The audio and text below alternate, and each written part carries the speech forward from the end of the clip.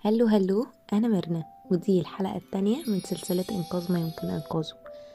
عادة أنا عندي كده عادة أو حاجة في شخصيتي كده، مش عارفة دي منين ولا إيه، بس أنا بيبقى عندي مشاوير كتيرة جدا في اليوم. أنا ممكن أقول لأ مش هروح، أو أروح واحد وأسيب باقي الحاجات ما اتحركش ليها يعني. أو لما يبقى عندي خروجة ممكن أجي قبل الخروجة أقول لأ أنا مش هخرج أو مش قادرة. بحس إن أنا لأ، حاجة كده من ترويق الدماغ أو كسل، مش عارفة. فاليوم ده كان عندي حوالي 4 أو 5 مشاوير وكلهم مهمين.